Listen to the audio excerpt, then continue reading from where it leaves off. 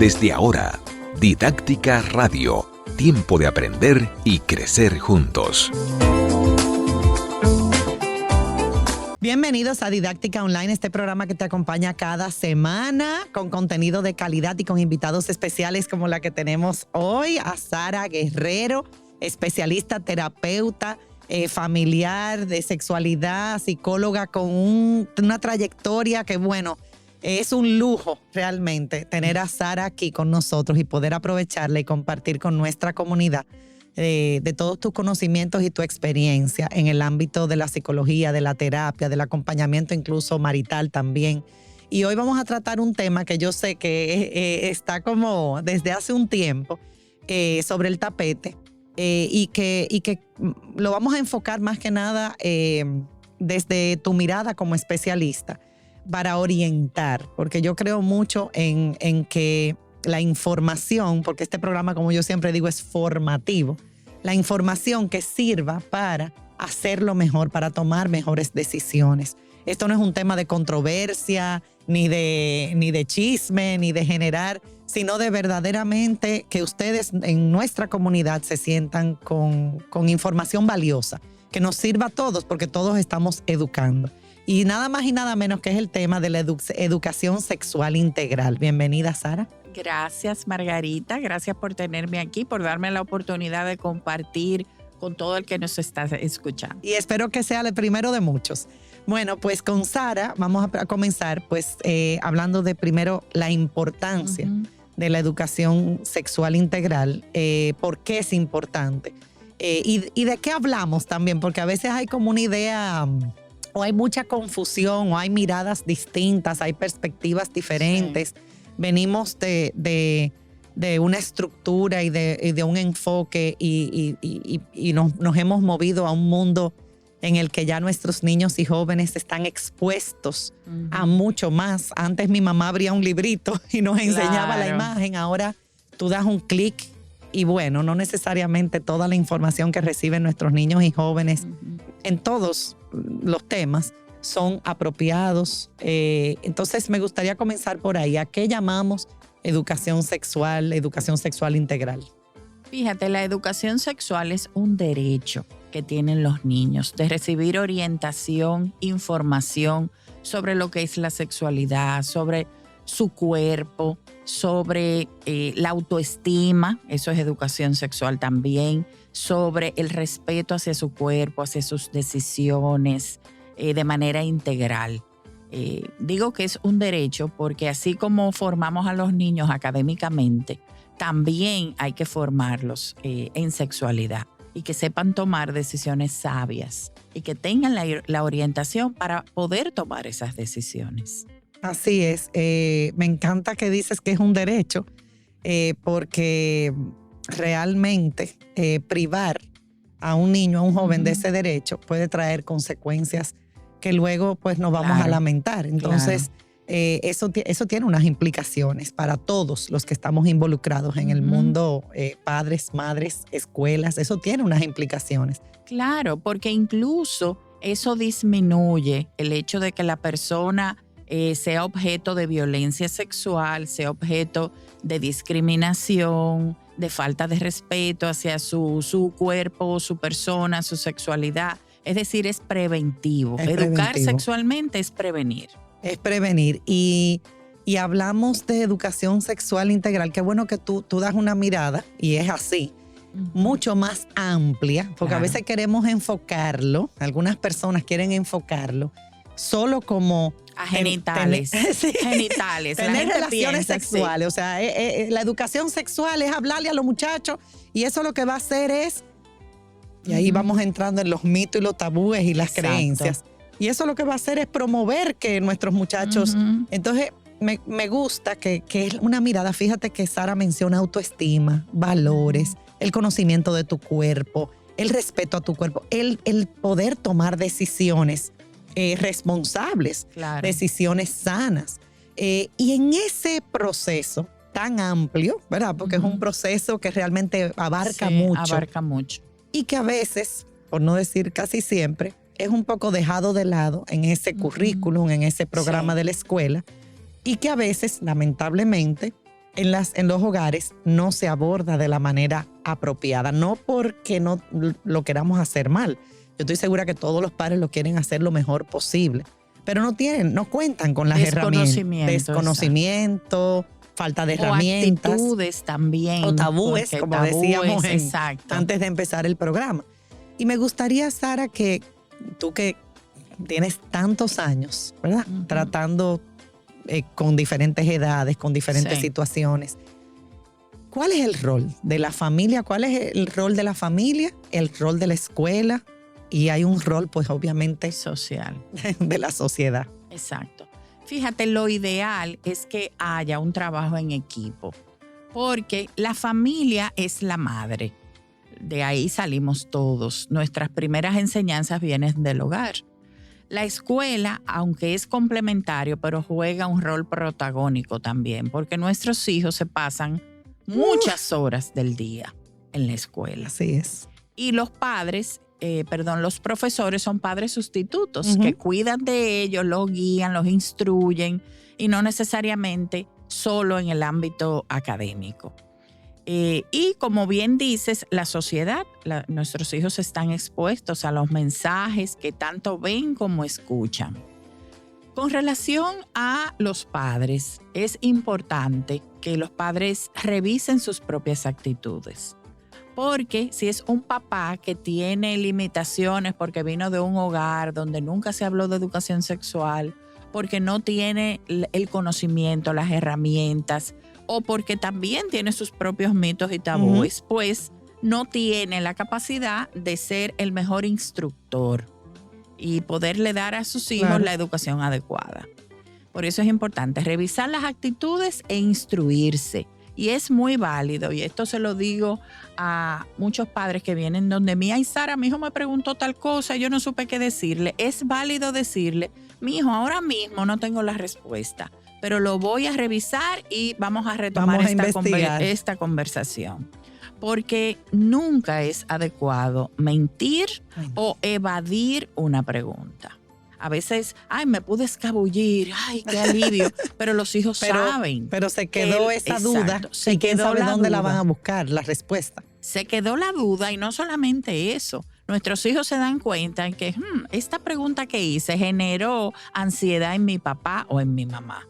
Porque se dan cuenta cuando evadimos algo. Entonces, eso con relación a los padres. Con relación a la escuela, como bien mencionabas de inicio, lo ideal, lo adecuado es que se incluya en el currículum del programa escolar, que sea descrito de manera explícita para que cada profesor tenga el mismo material y diga lo mismo, que sea estandarizado, no que un profesor hable desde su punto de vista o desde su historia personal, sino que sean puntos que deben cubrir y de manera estandarizada.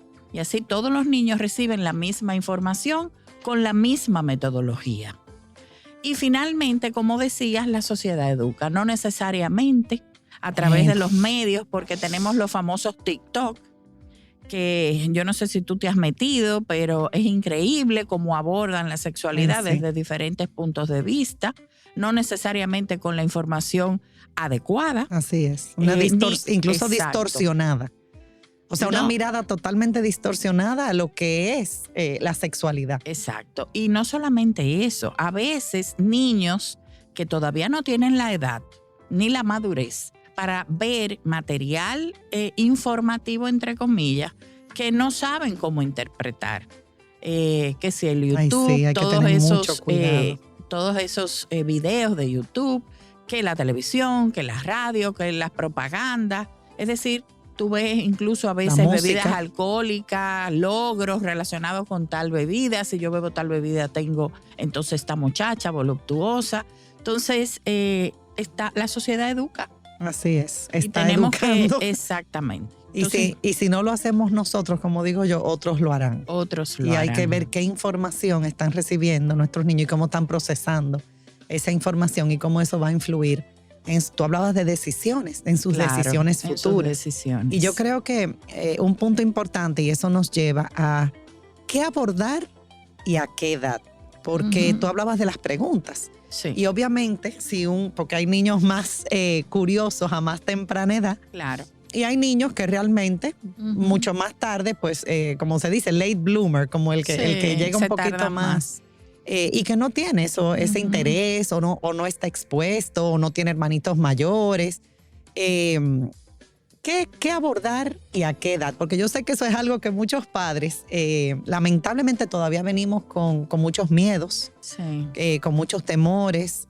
Sin embargo, cuando nos enfrentamos a esa información tan a veces explícita, no le damos importancia o no aprovechamos para tener una postura frente a lo que se nos está presentando. Claro. Entonces, ¿qué orientación tú nos das a todos los que nos escuchan, padres, abuelitos, educadores? ¿Qué abordar y a qué edad, más o menos de manera general? Sí. Fíjate, yo pienso, cuando los padres me hacen esa pregunta, yo siempre les respondo que estamos educando desde el nacimiento. Porque estamos modelando toque, expresión afectiva, estamos modelando relaciones de pareja, si mi papá es cariñoso con mi mamá o viceversa, o si hay silencios, amor, comunicación, todo eso es educación sexual. Usualmente los niños... Perdón, no es el librito, y el momento en que me siento contigo cuando tú tienes tal edad, que a veces creemos como educación sexual. Te senté y entonces hablamos de esto, o tú me preguntaste y eso nunca se abordó. No, eso ya se está abordando, aunque no lo queramos o no nos estemos dando cuenta desde que nuestro hijo o hija ya forma parte del hogar. Ya es concebido y entra a esa estructura.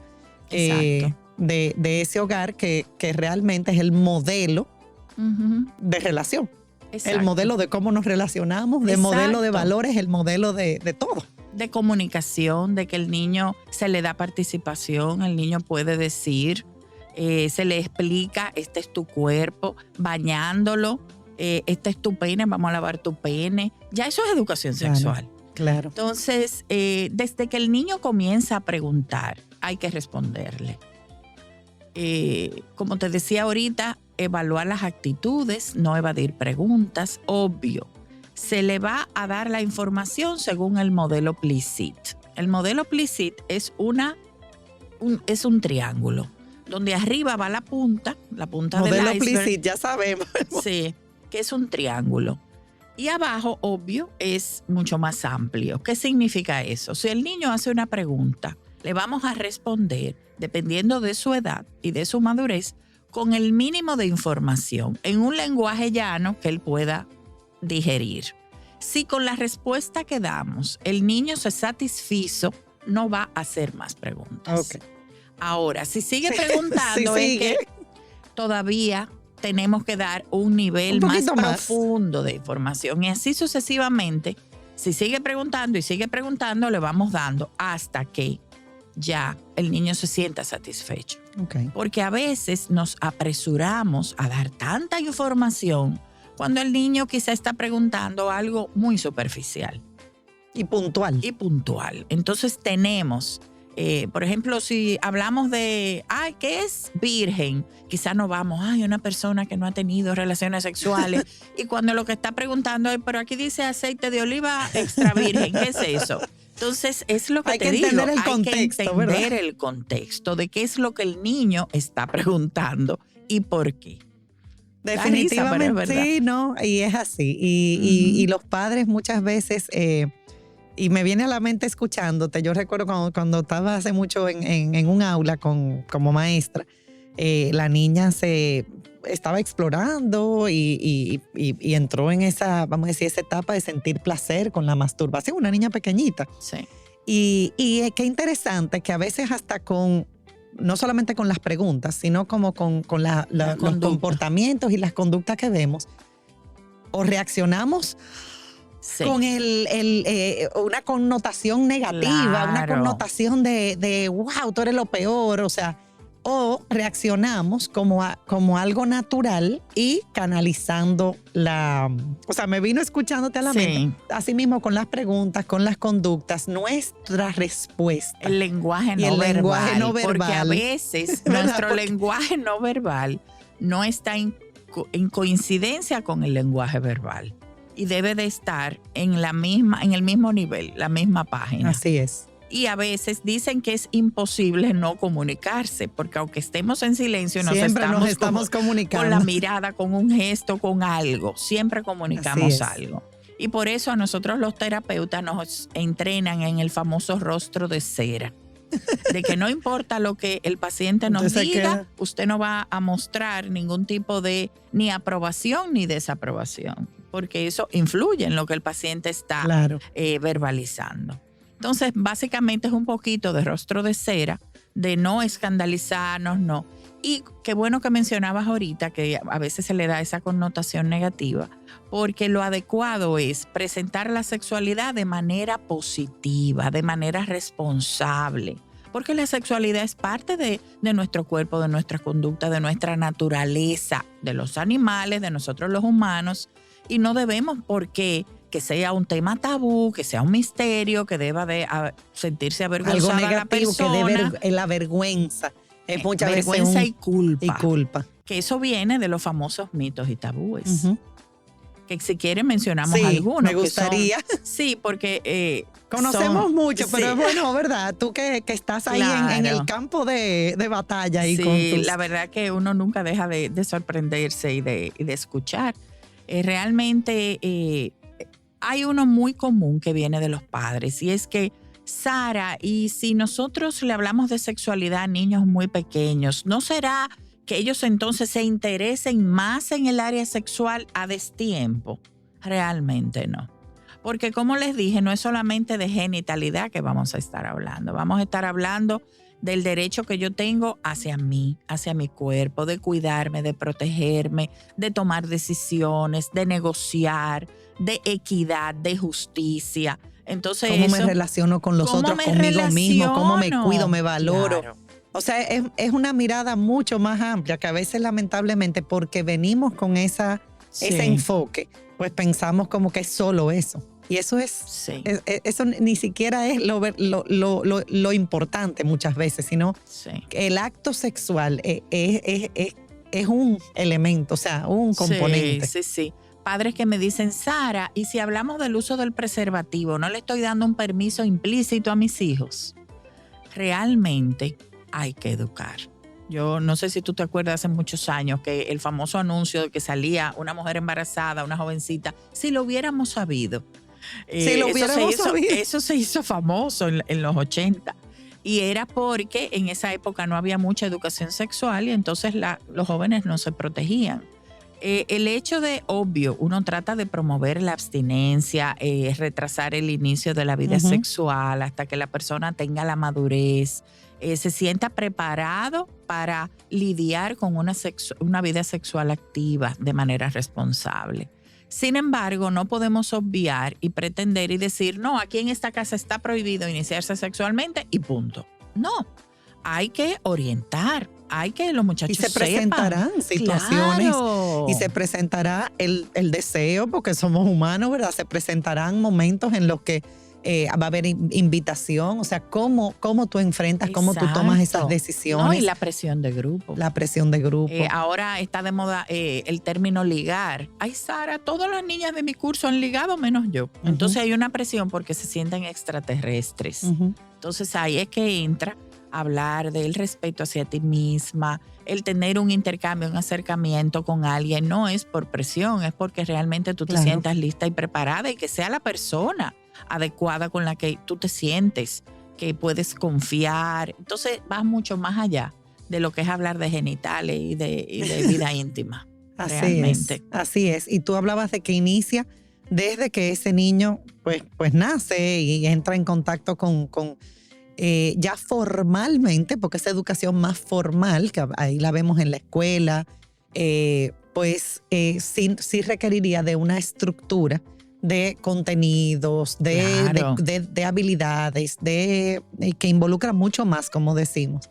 Y ahí entra incluso todo el componente que nosotros estamos promoviendo desde la fundación, la educación emocional, o sea, el manejo de emociones, mi autoestima, mis fortalezas, como que definitivamente a veces lamentablemente se deja para muy tarde y estamos reaccionando en vez de, como tú decías, ese enfoque preventivo. Claro. ¿Con qué otro tabú o mito también, porque tenemos mitos y tabúes, te has encontrado? Porque definitivamente que sí, esa mirada de eso es malo, eso no, pero entonces cuando llegue el momento, ¿cómo voy a vivir una vida plena, una vida de bienestar con esa pareja con la que yo forme una relación, con la que yo inicie una relación?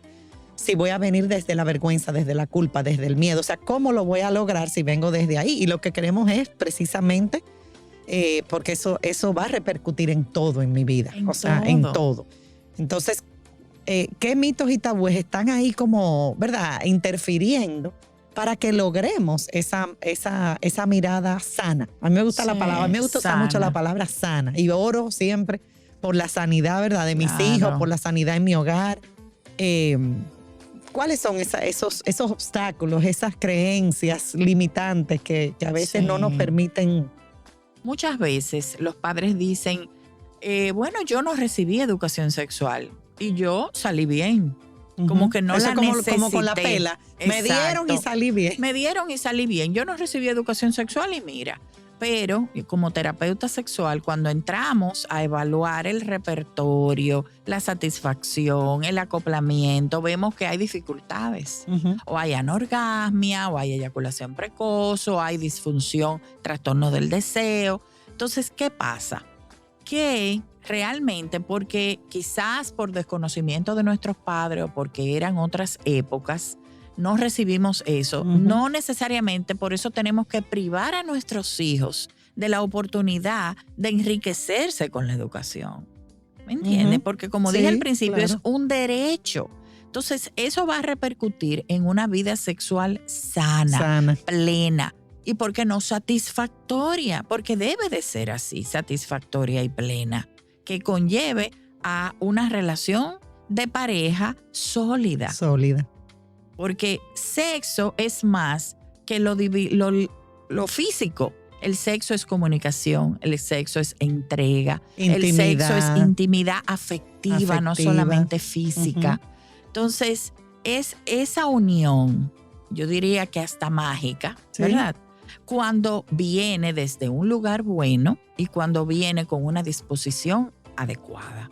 Entonces, eso es que debemos aspirar, eso ¿verdad? Es que debemos aspirar. Y eso es parte de los otros mitos. La gente a veces cree, la educación sexual solamente se enfoca en el placer. No, el placer es parte de.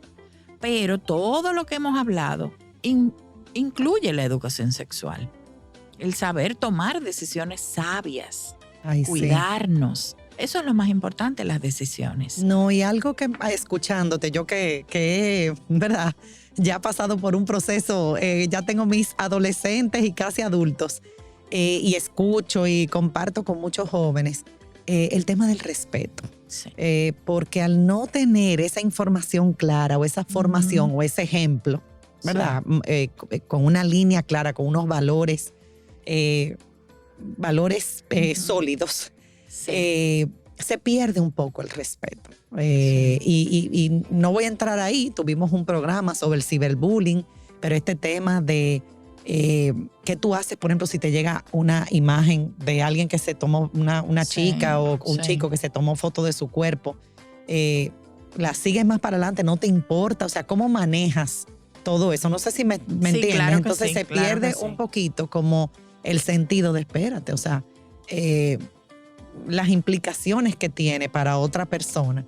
Claro. Y hasta frases y mensajes que todavía lamentablemente yo te tengo que invitar de nuevo, porque frases y mensajes que todavía son muy machistas. Entonces, no, que ¿cuántas te diste? Que me dijo, o sea, y me viene a la mente esa palabra respeto.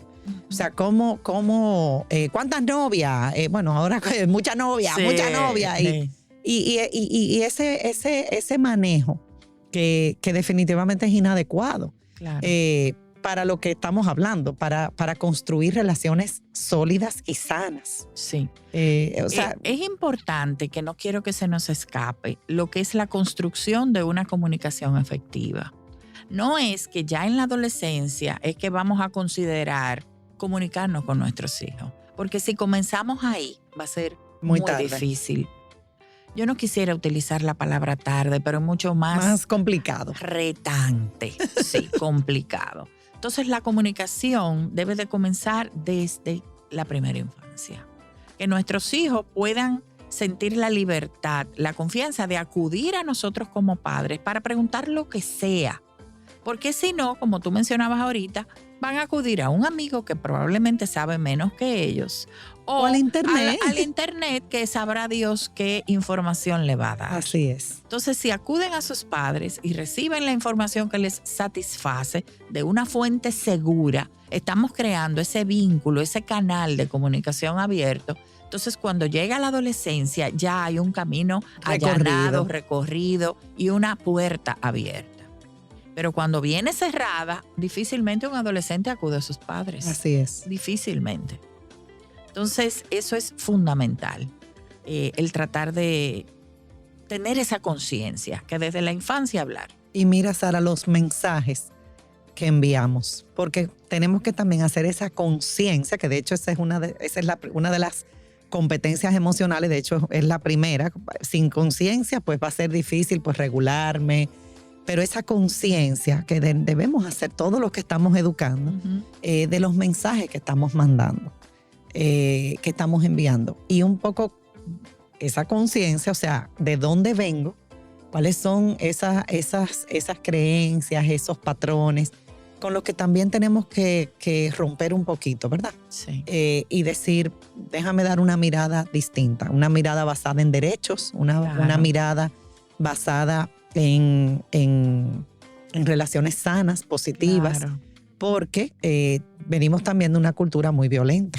Claro. Muy violenta. Y de hecho se va a celebrar el Día de la No Violencia contra la Mujer, Sí. que es un grave problema. A veces lo vemos como algo, pero es un grave problema que tenemos frente a nosotros. Y todo el tema de los embarazos también. O sea, si nos metemos en todas las consecuencias que tiene. Las enfermedades de transmisión Y las sexual. enfermedades, exacto. Todas las consecuencias que puede tener el no abordar eso. O sea, esto es un tema importante.